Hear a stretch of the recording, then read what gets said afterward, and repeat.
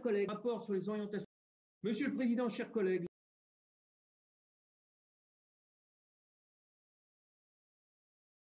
Je ne vous entends pas, Monsieur Duverger.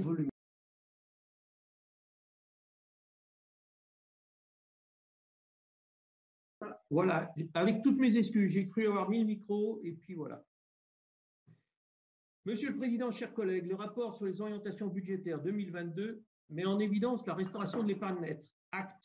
La décision prise l'année dernière d'augmenter la fiscalité ne nous avait pas choqués en soi. Restait à savoir ce que vous alliez en faire.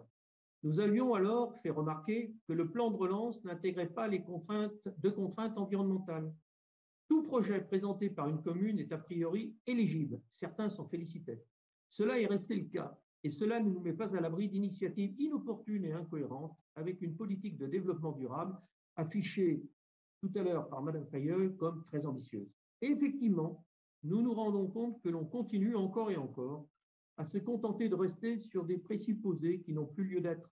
Le développement économique à tout prix ne peut plus être l'obsession de votre action.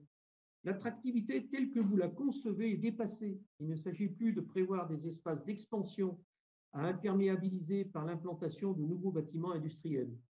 Il s'agit de réfléchir à un développement équilibré des territoires, respectueux des enjeux environnementaux et organisationnels de l'espace. De nouvelles contraintes réglementaires se font jour, et heureusement, rendant plus difficile l'artificialisation des sols. Je pense à l'application du GEMAPI. Là encore, vous n'anticipez pas, vous vous conformez à la réglementation sans jamais la devancer. Car la contrainte climatique se fait de plus en plus pressante. Les dérèglements dus au réchauffement s'inscrivent de manière irréversible dans notre réalité quotidienne. Y réfléchir avant toute prise de décision doit être la règle inflexible de la cohérence de toutes nos décisions. Excusez-moi. Le rapport pose le contexte économique et financier et il est correct de ce point de vue. Les hypothèses de travail retenues sont réalistes. Ils ne donnent pas matière à espérer une embellie sur le front de nos ressources. D'où l'ardente obligation de prioriser l'essentiel, fortifier notre capacité à faire face aux contraintes liées au changement climatique, je le répète. Si on veut définir un cap, il faut d'abord faire le point pour savoir où on se trouve. Le travail ébauché lors de la négociation avec l'État du contrat de relance et de transition écologique allait, nous semble-t-il, dans le bon sens. Il serait opportun de s'en inspirer pour la suite. Ce qui nous est donné de vivre aujourd'hui est prévu depuis des décennies.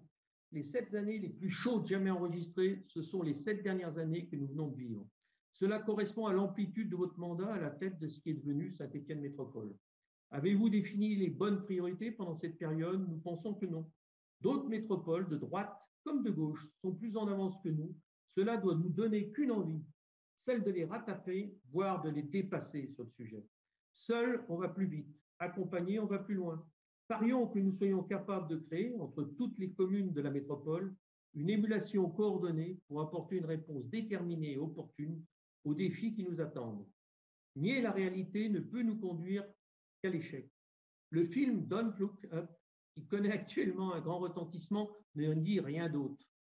Pour ce qui est des chiffres, nous attendrons le budget primitif pour en parler. Le vice-président Christian Julien, en conclusion de son rapport, page 33, nous promet qu'ils seront bien présents à ce moment-là. J'espère ne pas vous avoir assommé avec trop de chiffres.